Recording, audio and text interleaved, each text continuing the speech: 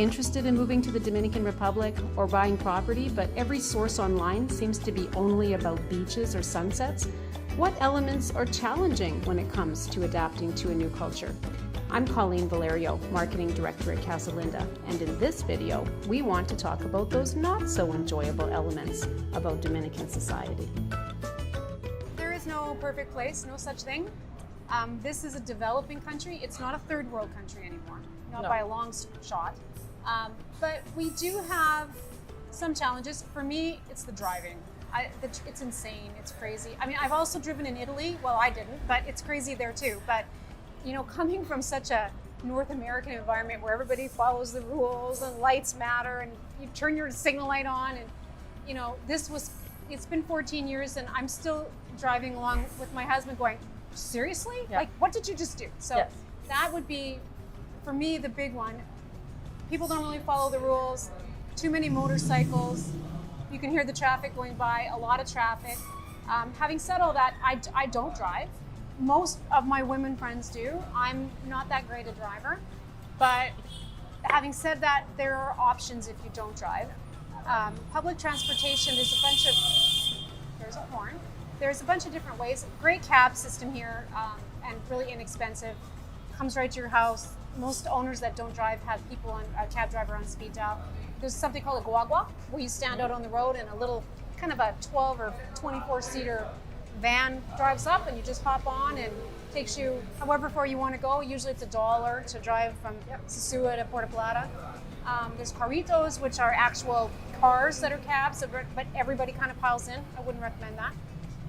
For Casa owners, we're really lucky because we have a shuttle bus. So it's on a schedule. It drives between Sosúa and Cabarete all day, every day. So you don't need a car. And it goes to the grocery store, it goes to the beach. Yeah, there's lots of ways of getting around if you don't want to drive, but it is absolutely one of my big pet peeves here is I just wish they would just follow the rule, and the horn is your friend. Some of the other things that I find different, you know, coming from extremely clean Canada, I find that it's getting better, and there's all this, you know, governmental awareness. This is such a tourist-based country, obviously. Tourists like clean streets and whatever. There is still a component here where they'll be on the back of their motorcycle eating out of their styrofoam container and huck it off the side, and it just drives me crazy. Yeah. But we're certainly not covered. I mean, I'm looking outside right now at the main square in Puerto Plata. It's clean as a whistle.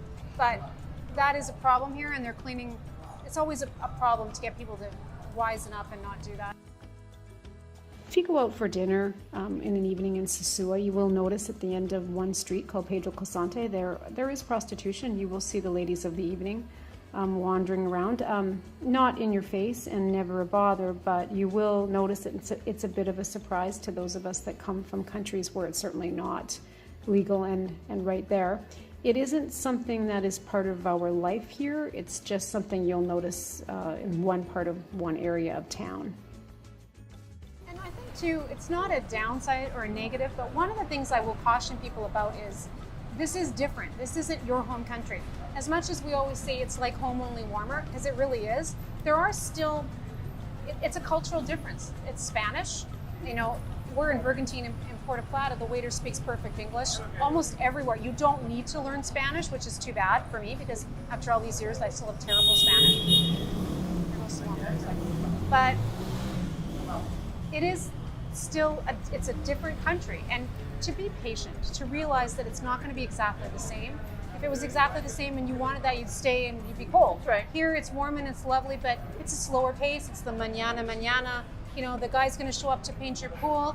He says he's coming at 1. He might show up at 4. What do you mean I said today? It's today. What? What's the problem? But he'll do a great job when he does. Relax. Yeah. We're not like that. We're like, you said you were going to be here at 1. It's like 1:10, you know, a whole different way, and it's made me slow down.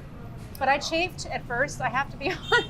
And when they love you, your family. Well, my husband with his kidney stones, people would show up at the door with like, one time it was this big root, even had like the dirt off the end, and they're like, put this in a pot and boil this. And I said, wait a minute, what is this? And it was our housekeeper, she's like family. She goes, no, trust me. And it turned all purple and he drank it and you know, he felt better. Now, maybe you shouldn't do that. I don't know, but we did trust her. But I mean, it's a different way of life, and you get really flexible and easygoing. and you don't stress about too much down here. And we're supposed to be talking about the negatives, but somehow we're talking about what we think are positive. I remember years and years ago, we were decided to go for a drive, and so we thought, well, it must meet up somewhere, this road. No, it was an hour and a half later. Now it's a dirt road. Yep. And we're lost like crazy. There's this guy standing on the side of the road, and my husband's Italian, so back then he just spoke Italian. Now he's fluent in Spanish, but he gets up and he tries to talk Italian to this guy, and he's like, finally he says in English, "Are you lost?" He was like the only English teacher, I'm not kidding, within a 500-mile radius. He got in the car, which you would never do in Canada, but he got in the car, drove us back, said, "Thanks a lot. I was kind of going to come down here anyway, so see you later." It was like, that was weird, but you know what? Those are real stories, and everybody that lives here has a story like that.